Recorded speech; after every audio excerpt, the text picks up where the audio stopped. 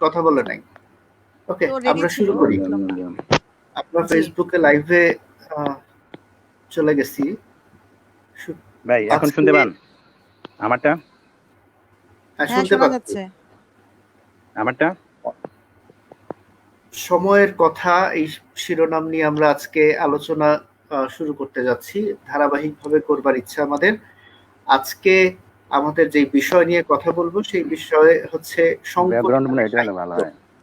আমরা সকলে জানি যে একটা বৈশ্বিক সংকটের ভেতর দিয়ে আমরা যাচ্ছি। এই সংকটের সময়ে আহ যদি আমরা পৃথিবীর ইতিহাসের বিভিন্ন সময় দেখি এবং বাংলাদেশের প্রেক্ষাপটেও অতীত ইতিহাস দেখি, সংকটের সময় সাহিত্য চর্চার একটা বড় ভূমিকা সকল সময় থেকেছে। শিল্প সাহিত্য সংস্কৃতি দুইভাবে সংকটের সময় প্রভাব রাখতে পারে মূলত। একটা, যারা এই সংকটকালীন সময়ে যারা মানুষের মুক্তির জন্য কাজ করেন তাদেরকে উৎসাহ দেওয়া, প্রেরণা দেওয়া একরকম বিষয়। আরেকটা বিষয়, সাহিত্য সবসময় মানুষকে মানবিক হতে শেখায়, সাহিত্য সবসময় মানুষকে উদ্বুদ্ধ করে, সাহিত্য মানুষের মনকে বিকশিত করে, সাহিত্য মানুষকে মানবিক হতে শেখায়। সেই জায়গা থেকে সংকটকালীন যে প্রেক্ষাপট, সেই সময় সাহিত্যের এক ধরনের ভূমিকা থাকে বলে আমরা মনে করি। আমাদের মুক্তিযুদ্ধের প্রেক্ষাপটে যদি আমরা দেখি যে আমাদের মুক্তিযুদ্ধকালীন সময়ে স্বাধীন বাংলা বেতার কেন্দ্র থেকে গান বা অন্যান্য বিষয় যেমন প্রচার হয়েছে, খবর প্রচার হয়েছে, পাশাপাশি আমাদের প্রধান কবিরা তখন কবিতা লিখে গোপনে স্বাধীন বাংলা বেতার কেন্দ্রে পাঠিয়েছেন। সেই কবিতাগুলো শুনে মানুষ উদ্বুদ্ধ হয়েছে। চরমপত্র এমআর আখতার মুকুলের কণ্ঠে আমরা সেই সময় বাঁচতো, পরবর্তীতে আমরা শুনেছি সেগুলো। চরমপত্র এক ধরনের উৎকৃষ্ট মানের সেসব সাহিত্য থেকেই কিন্তু শক্তি পেত সবাই, মানসিকভাবে শক্তি বলেন। পেত। সেই জায়গা থেকে আজকে আমরা কথা বলবো যে এখন যে সংকটটি চলছে সারা পৃথিবীতে, এই সময় সাহিত্যের কি ভূমিকা, আপনারা যারা লেখালেখি করছেন তারা সাহিত্যের কোন দিক নিয়ে কাজ করছেন এখন, বা এই সময় কি আপনারা আসলেই কিছু করতে পারছেন কিনা, বা সাহিত্য চর্চার যে জায়গাটা সে তার জন্য যে মানসিক প্রস্তুতি দরকার, মানসিক অবস্থা দরকার, সেটাও এখন আছে কিনা, এই সকল দিক নিয়ে কথা বলবো।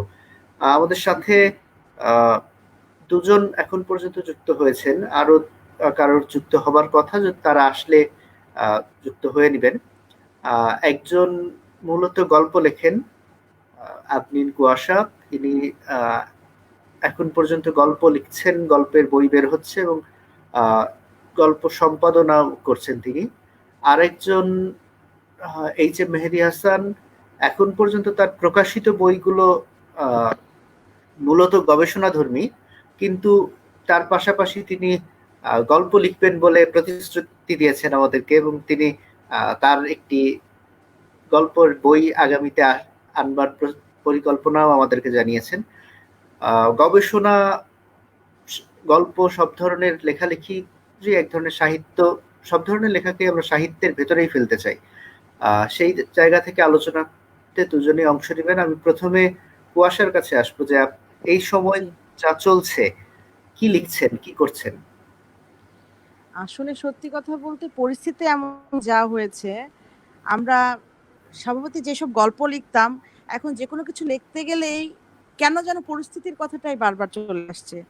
করোনা ভিত্তিক যে এইভাবে আমরা যে যা চলছে পরিবেশে, সবকিছুতে আমাদের প্রায়ই সামাজিক যোগাযোগ মাধ্যমে আমাদের স্ট্যাটাসগুলা হয়তো সমাজের যেটা অনিয়ম হচ্ছে ওটা নিয়েও লিখা আসছে।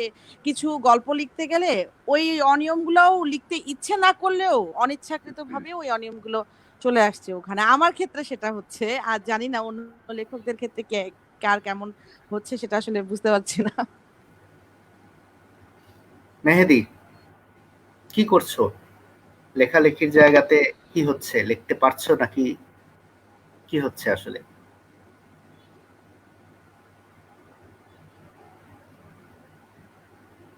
মেহেদী, শুনতে পাচ্ছ? শুনতে পাচ্ছে না মনে হয়। মেহেদী, কি শুনতে পাচ্ছ না?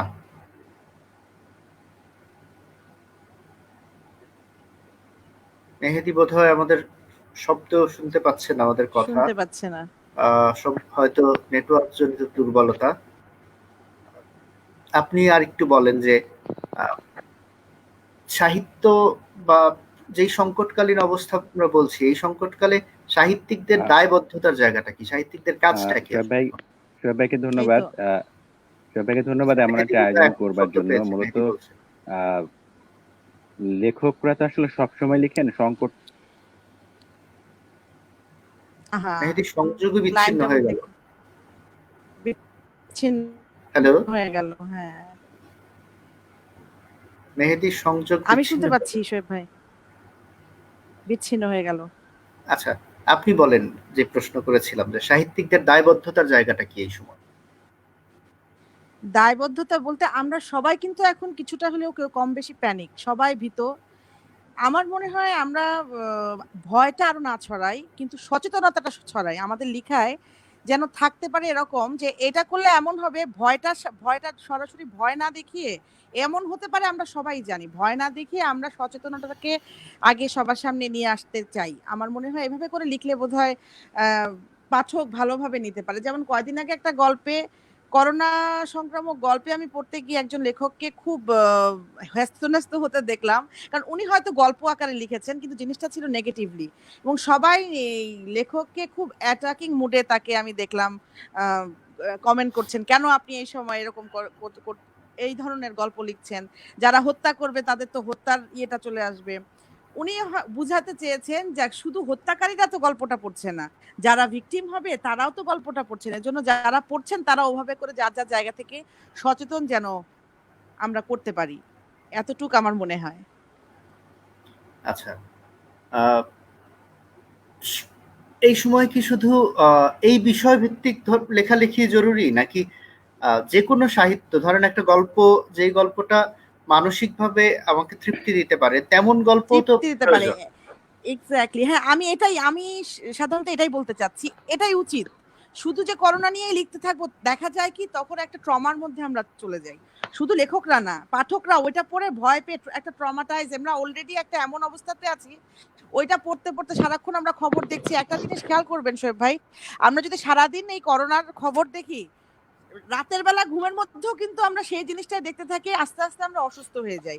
তাহলে কেন লেখালেখিটা খালি করোনা ভিত্তিকই হইতে হবে? আমরা একটু মাইন্ডটা যেন রিল্যাক্স হয়, আমরা যেন অস্থিরতাটা একটু কমাতে পারি, এই ধরনের লেখালেখিটাও বেশি করা উচিত বলে আমার মনে হয় সকলকেই। মেহেদী আবার যুক্ত হয়েছে। মেহেদী, সংকটকালে সাহিত্যিকের দুঃখিত, দায়বদ্ধতা, আমি সংকটকালে আমি আসলে সাহিত্যিকের মানে দায়বদ্ধতা। যেটি সংকটকালীন সাহিত্য যদি বলি যে সাহিত্যিকের কাজটা আসলে কি দায়বদ্ধতার, মানে এটা আছে কিনা একটা বিতর্ক সবসময় আছে। মানে বিশেষ করে এখনকার যে সংকটটা, সেই সংকটটা আসলে সাহিত্যিক কি করবে? সাহিত্যিক তো সাহিত্য লিখবে, সেই লেখা তো আসলে আহ তার প্রধান ক্ষেত্র প্রকাশের বই যদি আমরা ধরে নিই, সেক্ষেত্রে বই প্রকাশের একটা বিষয় থাকে, বই পাঠকের কাছে পৌঁছানোর বিষয় থাকে। আবার এটি একটা দীর্ঘদিনের বিতর্ক যে সাহিত্য আহ, আহ, সেটি কি শুধু মানে শিল্পের জন্য বা সাহিত্যের জন্য কিনা, বা সমাজে তার দায়বদ্ধ থাকে কিনা সাহিত্যিক, সেই বিতর্ক খুব পুরনো বিতর্ক। তবে আমি শুধু এটুকু বলতে চাই, এখনকার যে সংকট, আমরা যদি একটু পেছনে যাই, যদি চর্যাপদকে বাংলা ধরে নিই, তো সেই হিসেবে চর্যাপদেও আমরা যদি দেখি যে সেখানে যদিও তাদের ওইভাবে সেটি সাহিত্য না, তাদের মন্ত্র সাধনার বিভিন্ন আহ, উপাদান সেখানে রয়েছে, তার মধ্যেও কিন্তু এই যে সংকট, মানুষ একজন বলছেন যে, এক কবি বলছেন যে তার টিলার ওপরে বাসা, তার ঘর মানে প্রতিবেশিনী, অথচ তার বাসায় নিয়মিত অতিথি আসছে। এই যে সংকট, মানে সংকট সবসময় ছিল এবং সেটি সাহিত্যের মধ্য দিয়ে উঠে এসেছে। মধ্যযুগের সংকট ছিল, সেটি সাহিত্যের মধ্যে উঠে এসেছে। আধুনিক যুগও বিভিন্ন সংকটের উপর ভিত্তি করে গান হয়েছে, কবিতা হয়েছে। আর রবীন্দ্রনাথ গান লিখেছেন বঙ্গবন্ধুর উপরে, আর যে আমরা সোনার বাংলা গাইছি, সেটি তো সংকটকালীন সময়ের কিন্তু গান। এরকম ভাবে সংকটে একদম। সবসময় থাকে, সংকটে উদ্বুদ্ধ করে। কিন্তু আমি যদি আরেকটু মুক্তিযুদ্ধের কথা, যেটি আপনি শুরু করেছিলেন, চরমপত্র বা একাত্তরে যে গানগুলো, সেটির প্রেক্ষাপট ভিন্ন। একদম সেটি যারা যুদ্ধ করেছেন তাদেরকে প্রেরণা দিয়েছে। এখনকার আসলে যুদ্ধটা একেবারেই ভিন্ন। ভিন্নটা এই অর্থে যে এখন আগে সব যুদ্ধই ছিল বাইরে, এবং এই যুদ্ধে সবসময় বলা হতো যে যিনি সংকটে থাকেন তার পাশে যেন থাকা হয়। এই এমন একটি সংকট করোনা ভাইরাস, সেটাকে বলা হচ্ছে যে আপনি শারীরিক দূরত্বে থাকেন, অর্থাৎ যিনি আর এখানে যোদ্ধা যারা মূলত যারা তার চিকিৎসা দেবেন, যুদ্ধকালীনও কিন্তু অনেক ডাক্তার চিকিৎসা দিয়েছেন, সংকটে এগিয়ে এসেছেন, কিন্তু তখনকার সংকট আর এখনকার সংকটে আর অনেক এখনেরটা পার্থক্য অনেক রয়েছে। আলাদা। অবশ্যই। এখানে কিন্তু ডাক্তারও আসলে আক্রান্ত হওয়ার সুযোগ থাকে। এখন যারা আসলে যুদ্ধে যান তাদেরকে আসলে প্রেরণার কথাটি আসে যে সাহিত্যিকরা তাদেরকে প্রেরণা দিবেন কিনা, কিন্তু আসলে দেশের পরিস্থিতি এমন হয়েছে, প্রকাশ মাধ্যম শুধু এখন ফেসবুক বা আর ওইভাবে তেমন একটি নেই। আমাদের যদি দেশের কথা প্রেক্ষাপটে চিন্তা করি, সেই জায়গা থেকে ডাক্তাররা সার্বক্ষণিক হাসপাতালে থাকছেন, তারা তাদেরও অনেক বেশি মোটিভেশন দরকার, বা তারা যেই বাসায় থাকছেন সেই ভাড়াটিয়া তাদের কিভাবে নিচ্ছে, বের করে দিচ্ছেন, যে সাংবাদিক মাঠে নামছেন তাকে বের করে দেওয়া হচ্ছে, কিন্তু সেটি যদি না হয়ে যদি তাদেরকে প্রেরণা দেওয়া হতো, হাততালি দিয়ে অনেক দেশে স্বাগত জানানো হচ্ছে, অর্থাৎ এইটা তাদের বেশি দরকার। এই সময় আমরা লিখে আমাদের লেখাগুলো তারা পড়বেন দীর্ঘ সময় ধরে, সেটি খুব বেশি বাস্তবসম্মত না। তারা আসলে এই সময় ফেসবুকে এই নাই যে আসলে, যারা সংকটটি সবচেয়ে বেশি দীর্ঘ সময় ধরে তারা পড়বেন না, এটি যেমন সত্যি, তার পাশাপাশি কি এরকমও করতে পারে না? আমরা ইতিমধ্যে দেখেছি করোনা নিয়েই ফ্রন্টলাইন যোদ্ধাদের প্রতি সম্মান জানিয়ে, শ্রদ্ধা জানিয়ে, ভালোবাসা জানিয়ে গান প্রকাশ হয়েছে, জলের গানের ও ডাক্তার একটা খুবই সুন্দর গান বের হয়েছে। আরো নানান রকম প্রকাশনা ইতিমধ্যে বের হচ্ছে।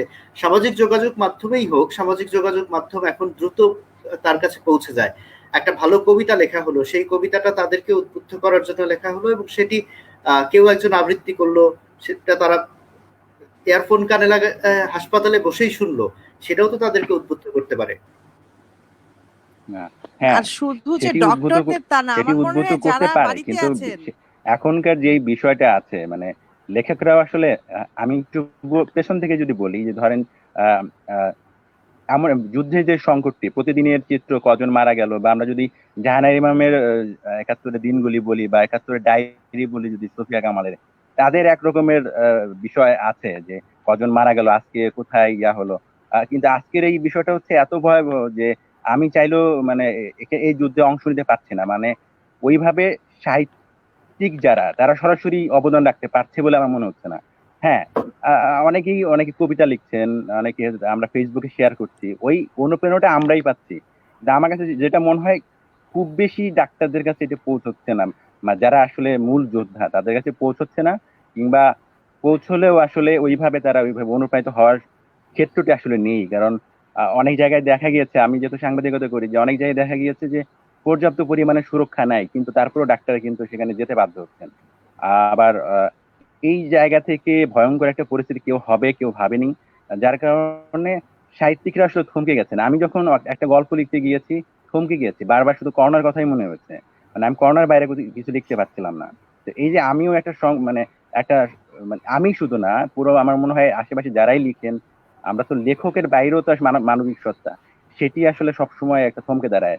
এরপরে কজন মানে কি হবে, তো লিখতে গেলে বারবার ওই ওই বিষয়গুলো চলে আসে, এবং তখন আসলে আপনি একটা গান লিখে যতটা যেভাবে দ্রুত পৌঁছানো সম্ভব, একটা লেখা লিখে কিন্তু ওইভাবে পৌঁছানো সম্ভব না। ধরেন যে কুয়াশা আপু যেভাবে লেখেন, মানে তিনি গল্প লিখেন, আমি মূলত বেশিরভাগ সময় প্রবন্ধ লিখি, এবং মানে এক একজনের প্রবন্ধের ধরন এক এক রকম। কোন মানে এই যে বিষয়গুলো, এবং প্রত্যেকটা পাঠক, প্রত্যেকটা শ্রোতা তার মতো করে শোনেন, তার মতো করে চিন্তা করেন। তো আমরা আসলে যদি সাধারণভাবে ধরে নিতে চাই যে আমাদের লেখা দ্বারা, আমাদের বলা দ্বারা আসলে উপকৃত হবে, মানে সরকারি সবচেয়ে বড় নির্দেশনা হচ্ছে এই সময় ঘরে থাকুন, মানে তার সেটাই মানছে না। মানুষ এত অসচেতন, সেই জায়গায় আমরা যারা লিখি বা আমরা নবীন লেখক, আমাদের কথায় আহ্বানে ডাক দিয়ে শুনবেন, এতটা আসলে আশাবাদী আমি অন্তত এখন নই আসলে। না, বা আমরা এইটাতে অবশ্য অনেকে মেহেদী ভাইয়ের জীবিকার সাথে আমি তাগিদে হই, একটু দ্বিমত যে পোষণ কারণেই হোক করি। বাধ্য হয়ে আসলে বের হতে হচ্ছে।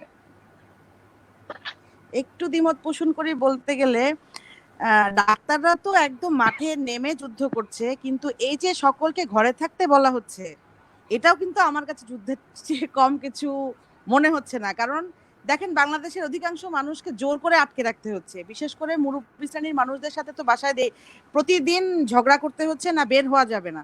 আমার কাছে এটাকেও যুদ্ধের মতো মনে হয়। তারপর টিনের ছেলেমেয়েরা যারা আছেন বাসায়, ওরা তো অস্থির। এই যে ফেসবুকে আমরা যা লিখি, আমরা যদি তাদেরকে এই সময় সাহিত্য গ্রুপগুলোতে একটু একটু ওরা কিন্তু একদম সাহিত্যের থেকে দূরে সরে যাচ্ছে। ইদানিং করে দেখছি যে এই লকডাউনের মধ্যে টিনেজ অনেক ছেলে মেয়েরা দেখলাম অ্যাক্টিভ থাকছে, পড়ছে। আমার এই জন্য আপনার মেহেদী ভাইয়ের এই কথাটা একটু দ্বিমত যে অনলাইন লেখকরা কিছু করতে পারছেন না বলতে অন্তত আমরা লিখে কিছু ভালো মেসেজ যদি দিতে পারি সমাজকে, ওটা পড়ার জন্য হলেও যদি বাসায় থাকে, এটাও আমার কাছে মনে হয় না কম কিছু। অল্প খানিকটা হয়তো, কিন্তু আমার কাছে মনে হচ্ছে এটাও যথেষ্ট। আচ্ছা,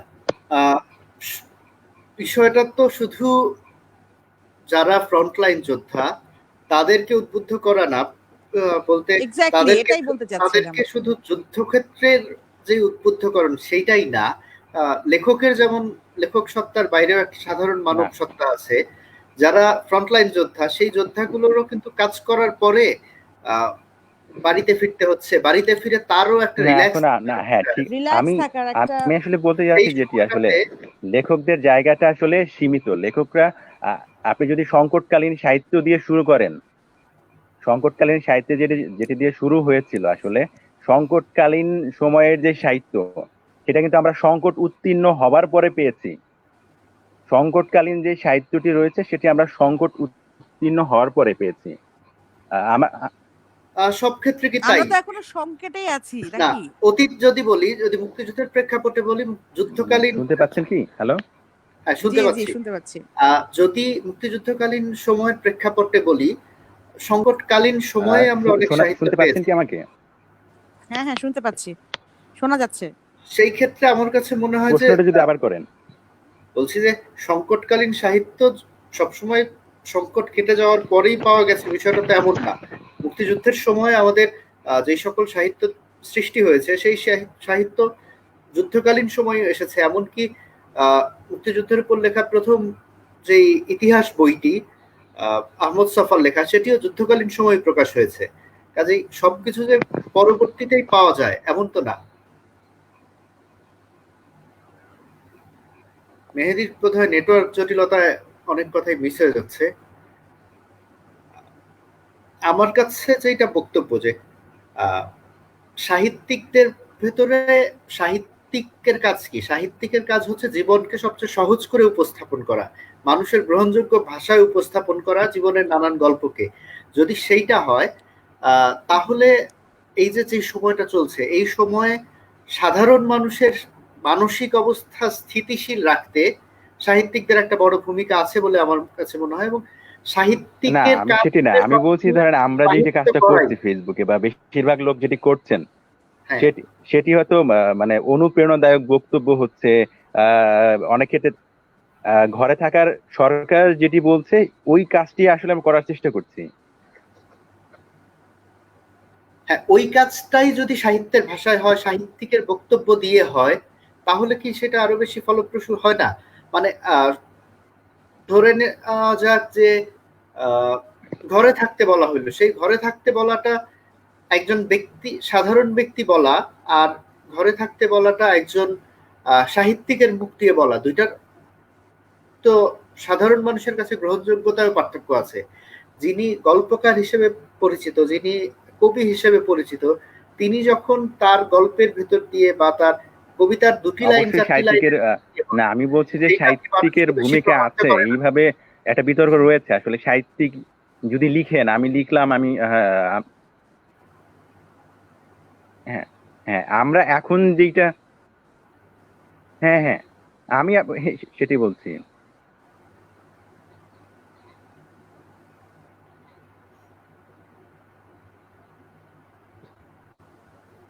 আচ্ছা, আমরা একটু অন্যদিকে যাই। হ্যাঁ, কিন্তু আমরা গত এক মাসে আপনারা কে কি ধরনের লেখালেখি করেছেন?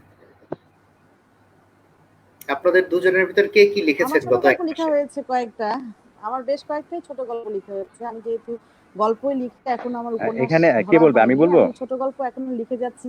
কিছু কিছু সামাজিক মাধ্যম, যোগাযোগ মাধ্যমেও দেওয়া হয়েছে, ভালো সাড়াও আছে। এবং আমার সবচেয়ে ভালো লাগে যেটা আমার এখন ধর আমি যদি আনিসুল হকের কথা বলি, আনিসুল হক ফেসবুকে খুবই সক্রিয়। তার একটি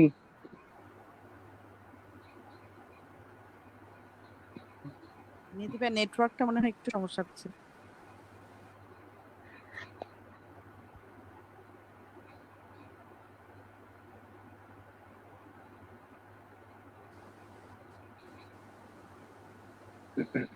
শোনা যাচ্ছে? আমি তো শুনতে পাচ্ছি আপনাকে। বেহেদির নেটওয়ার্কটা দুর্বল। তো হ্যাঁ হ্যাঁ গ্রামে রয়েছে, তো ওখানে নেটওয়ার্ক দুর্বল আছে। আমার হুম। আমার যেটা হচ্ছে, আমার কিছু পাঠক আমাকে ইনবক্সে জানাচ্ছেন, আপু বাসায় থাকা তো খুব কষ্ট হয়ে যাচ্ছে, আপনি গল্প দেন না কেন? ওদের রিকোয়েস্টেও এমন হয়েছে, আমাকে লিখতে হয়েছে, হ্যাঁ গল্প পড়ো, বাসায় থাকো। এবং আগের গল্পের লিঙ্ক দেখেও বলছে, আপু এই গল্পটা আবার নতুন করে, সব গল্প আমার বইতে প্রকাশ পেয়ে গেছে, সেগুলো অনলাইনে নেই, সেগুলো দেওয়ার রিকোয়েস্টও আমার ইনবক্সে আসছে।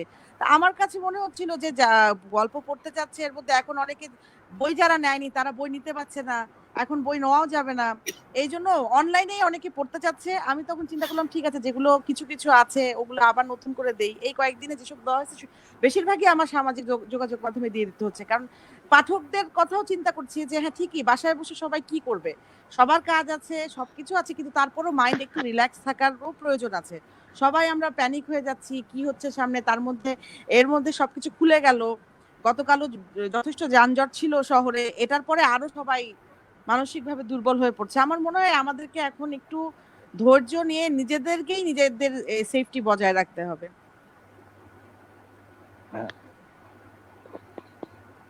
মেহেদি কিছু বলছিল। হ্যাঁ, আমি তার আগে আগে একটু রেস্ট টেনে বলি। সেটি হচ্ছে কুয়াশাপু যেটা বললেন যে এই লকডাউনের বিষয়টা, আসলে আমি যেটি মনে করি সেটা হচ্ছে সাহিত্যিকদের প্রভাবিত করার ক্ষমতা যেরকম অনেক, তেমনি ভাবে আহ সাহিত্যিক কিন্তু সবাইকে প্রভাবিত করবেন না। অর্থাৎ রবীন্দ্রনাথ কিন্তু সবাইকে প্রভাবিত করবেন না। মানে রবীন্দ্রনাথের তিনি যে সংকটে তিনি যেই গানটি লিখেছেন সেই গানটি সবার কাছে পৌঁছবে না, তার কথা সবার বোধগম্য হবে না। আমি যদি একটু আনিসুল হকের কথা বলতে চাই, এই সময় তিনি খুব জনপ্রিয় সাহিত্যিক। তিনি ফেসবুকে যেভাবে সক্রিয়, অন্যান্য সাহিত্যিকরা সেভাবে সক্রিয় না। এখন আনিসুল হকের যারা ফ্যান ফলোয়ার, তারা হয়তো তার আহ্বানে সারা দিয়ে উপলব্ধি করলেন, হ্যাঁ ঘরে থাকি, কিন্তু বাকিরা হয়তো থাকবে না, বা এই নতুন এই প্রজন্মের সবাই অনেকেই সবার কথা সরব শুনবে আছে। না। মানে এইখানে মানে এখন যে সংকট, সেই সংকটটা আসলে সাহিত্যিকদের প্রভাবিত করার, সাহিত্যিকরা তো আসলে খুব মননশীল লেখা লেখেন, মনকে আকর্ষণ করেন, মানে তাকে বুঝিয়ে শুনিয়ে তাকে মনোজগতে আঘাত করেন। সেটি আসলে পুলিশে যেখানে সম্ভব হচ্ছে না, আহ, সেখানে আসলে এই পরিস্থিতিতে সাহিত্যিকদের আসলে ভূমিকা রাখার সুযোগ সীমিত। তারা হয়তো লিখবেন, তারা লিখা থামাবেন কষ্টকর না। এমনকি কষ্টকর। যে সাহিত্যিক হয়তো হাসপাতালে চিকিৎসা দিচ্ছেন, তিনি হয়তো লেখালেখি করেন। আমাদের এরকম অনেক মানে লেখক আছে যারা চিকিৎসা পেশায় আছেন। তাদের কাছ থেকে হয়তো আমরা এই করোনা কাল কেটে গেলে অনেক আহ, অনেক চরম বাস্তবতা নিয়ে সাহিত্য আমরা দেখতে পাবো। আপনি যেটি বলছিলেন আহমদ সফর কথা, আমি যদি আহ রাইফেল ডটি আওরাতের কথা বলি, এরকম অনেক সাহিত্য পাওয়া যাবে, কিন্তু আমরা সেগুলো অনেক ওই সময়ই লেখা হয়েছে। মানুষ লিখবে, আমিও লিখছি, কুয়াশাপু লিখছেন, আপনিও লিখছেন, প্রত্যেকেই লিখছে, কিন্তু এইগুলো ফেসবুকে যেগুলো আমরা অনুপ্রেরণাদায়ক লেখা লিখছি, সেগুলো কি সরাসরি আসলে ওইভাবে সাহিত্য ক্যাটাগরিতে ফেলা যাবে না আসলে। সচেতন ভাবে যারা সাহিত্য লিখছেন, তাদের যেই সাহিত্যটা তৈরি হচ্ছে সেটি প্রভাবিত করার ক্ষমতা, যাদের কাছে আশা করছি যে তারা শুনে এই সংকট থেকে বেরিয়ে আসবে, সেটা সীমিত বলে আমার কাছে মনে হয়। আচ্ছা, আমাদের আর সঙ্গে সঞ্জনা পরের যোগ প্রসঙ্গে দিয়েছে। যাচ্ছি, যেটি আপনি বলছিলেন। সঞ্জনা যোগ দিয়েছে, আমরা একটু সঞ্জনার কথা শুনি। বেশ অনেকক্ষণ আলোচনা হয়ে গেছে এর মধ্যে। আমরা কথা বলছিলাম সংকটকালে সাহিত্যিকের দায়বদ্ধতা কি, সাহিত্যের প্রভাব কি, এবং আপনি আপনারা যারা সাহিত্য করেন তারা এখন এই এক মাসে লকডাউন সময় কি ধরনের কি করছেন?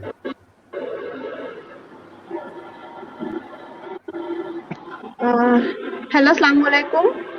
আমি আসলে একটু পরে জয়েন করেছি, এজন্য আসলে বুঝতে পারছি না কোনখান থেকে শুরু করব।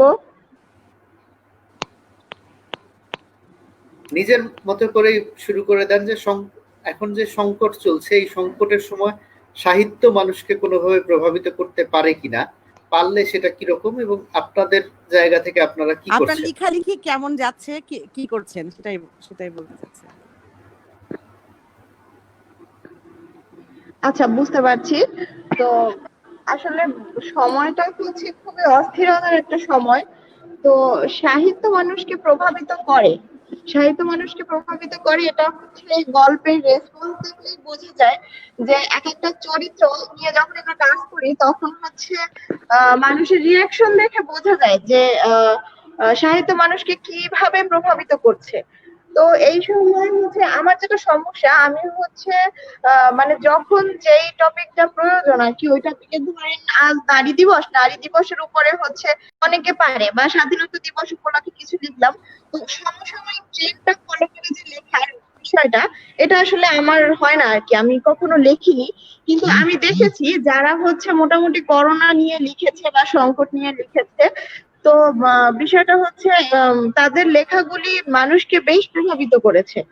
তো আমার মনে হয় যারা পারে, যাদের সম্ভব, যাদের পক্ষে, কুয়াশাপুর একটা লেখা পড়েছিলাম লকডাউন নিয়ে। তো এই ধরনের লেখাগুলো যাদের লেখায় আসে তারা যদি লেখে তাহলে সেটা মানুষকে প্রভাবিত করতে বলেন, সচেতন করতে বলেন, অনেকটা কাজে দেয়।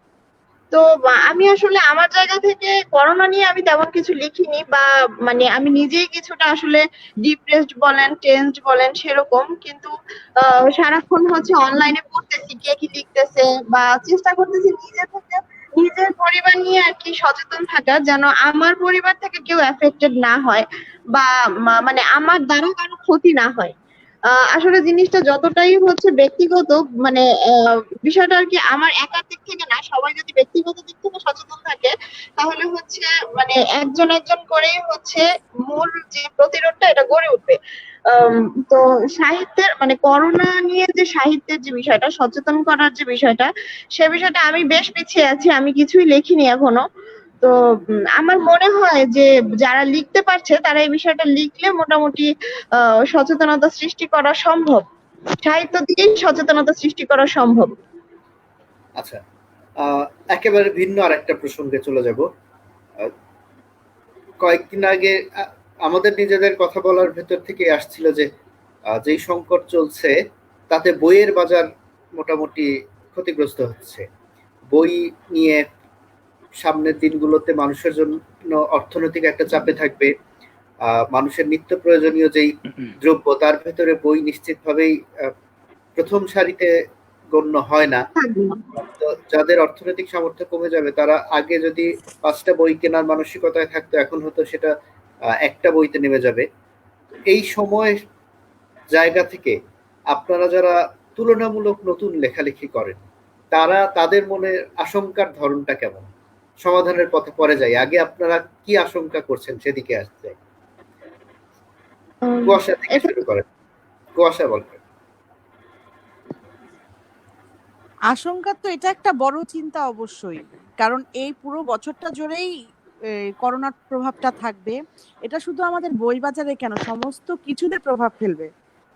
আমার মনে হয় শুধু বই বাজারে কেন, সমস্ত কিছুতে প্রভাব ফেলবে। কিন্তু এই চিন্তা আমার করতে গেলেও এখন ভয় লাগে, কারণ আমরা যারা বই পড়তে ভালোবাসি তারা প্রচুর বই কিনি, কিন্তু যেই সময়টায় দেখা যাবে ঘরে চাল কেনার মতন অবস্থা নাই সেই সময় কেউ বই কিনবে না। এটা খুব তিতা হলেও সত্যটা কিন্তু কঠিন। এই প্রশ্নটা অবশ্যই, এটা সমাধান কি আসলে আমার এখনো জানা নেই। মেহেদী, সংকটটা যদি বলি, সমাধান তো আমরা জানি না আসলে। সংকটটা আমার কাছে যেটি মনে হচ্ছে এই মুহূর্তে বৈশ্বিক সংকট সেই জায়গা থেকে শুধু আমরাই সংকটে পড়বো, শুধু বইয়ের সেক্টরটি পড়বে এমনটি না। আমার কাছে যেটি মনে হচ্ছে এই করোনা ভাইরাসের এখন যে বিষয়টি কোনো সেটি যদি আরো কয়েক মাস অবস্থান করে বা আগামী 1-2 মাসের মধ্যে যদি সেটি আমরা নিয়ন্ত্রণে আনতে না পারি, আমাদের মেলা তো আসলে লেখালেখি বা যাই বলি না কেন সব তো জমিয়ে রাখি বইমেলা কেন্দ্রিক। যদি সবকিছু কেটে যায় এই আগামী 1 বা 2 মাসের মধ্যে দেশ আবার স্বাভাবিক হয়ে যাবে বলে আমার বিশ্বাস। কারণ আমাদের এখানে খুব দ্রুতই ফসল উৎপাদন হয়, আমাদের জমি খুবই উর্বর এবং আমরা আশা করছি খুব দ্রুতই ঘুরে দাঁড়াবো। তবে একটা শঙ্কার জায়গাটা যেহেতু বলছি শুরুতে, পঙ্গপালের আক্রমণ হয়েছে এবং এই ধরনের একটা আশঙ্কা তৈরি হয়েছে এবং একই সাথে কিন্তু প্রচুর শিলাবৃষ্টি হয়েছে বিভিন্ন জায়গায়। ধান ক্ষতিগ্রস্ত, ধান পাকা ধান নষ্ট হয়ে গেছে, আর এই সময় ধান কাটার অনেক লোক পাওয়া যাচ্ছে না। এটা যদি দীর্ঘস্থায়ী হয় এবং সেটা যদি আমরা প্রত্যেকটা মহামারী পরে একটা দুর্ভিক্ষ হওয়ার একটা আশঙ্কা তৈরি হয়, তো সেটি সবকিছু মিলে যদি আমরা উতরে যেতে পারি, তখন আমার মনে হয় ফেব্রুয়ারি তো অনেক দূর, আমরা আসলে বইমেলাটা আবারও উপভোগ করব, বইয়ের কাছেই ফেরত যেতে পারবো। আর কোনো সংকটই আসলে দীর্ঘস্থায়ী হয়নি, প্রত্যেকটি মহামারী এসেছে, প্রত্যেকটি মহামারী আবার থেকেও গিয়েছে। যক্ষা এখনো পুরোপুরি নির্মূল হয়নি, করোনা ভাইরাসও নির্মূল হবে না, হয়তো পুরোপুরি নিয়ন্ত্রণ না গেলেও নিয়ন্ত্রণে চলে আসবে। এবং মানুষ কিন্তু এখন অতিষ্ঠ হয়ে গেছে, এবং মানুষ এক ধরনের এটা মেনে নিয়েছে আমাদের বের হতে হবে, এবং জীবিকার জন্যই হোক যে করে হোক বের হতে হবে। আর সেই জায়গা থেকে সংকটটি তখনই তৈরি হবে যদি আমরা আগামী 1 থেকে 2 মাসের মধ্যে সেটি সমাধান না করতে পারি। আমরা বৈশ্বিক প্রেক্ষাপটে হিসেব করলে আমরা ভালো অবস্থানে রয়েছি, তবে আমরা দক্ষিণ এশিয়া যদি হিসেব করি সেক্ষেত্রে আমাদের মৃত্যু হার বেশি, আমাদের আশঙ্কার জায়গাটা রয়েছে। আমাদের ওয়ার্ল্ড হেলথ অর্গানাইজেশন বলছে আমরা সবচেয়ে অসচেতন, আমাদের মাঝে মধ্যেই আমাদের সিদ্ধান্তহীনতায় ভুগছি, আমাদের রাষ্ট্রে যারা নিয়ন্ত্রণে আছেন তারাই মাঝে মধ্যে এলোমেলো সিদ্ধান্ত নিচ্ছেন, তারা স্বীকারও করছেন এলোমেলো হচ্ছে। এই সব সিদ্ধান্তহীনতা আদৌ আমাদের জটিল করে তুলবে কিনা, এজন্য হয়তো আরো কিছুদিন অপেক্ষা করতে হবে। সঞ্জনা ভাইয়া প্রশ্নটা আরেকবার, আমার মাঝে লাইন কেটে গিয়েছিল। প্রশ্ন বলতে যেই সংকট চলছে পরবর্তী সময়ে, যে যদি করোনা থেকে আমরা মুক্তি পাইও, অর্থনৈতিকভাবে আমরা একটা বড় হুমকির মুখে পড়তে যাচ্ছি। সেই হুমকির মুখে পড়লে সাধারণভাবে মানুষের যে নিত্য প্রয়োজনীয় দ্রব্য, সেটাই প্রথম প্রাধান্য পাবে মানুষের কাছে। বই সেই ক্যাটাগরিতে পড়ে না, বইয়ের বাজার একরকম হুমকির মুখে পড়বে। সেই জায়গা থেকে নতুন লেখক হিসেবে আপনাদের মনে কি আশঙ্কা?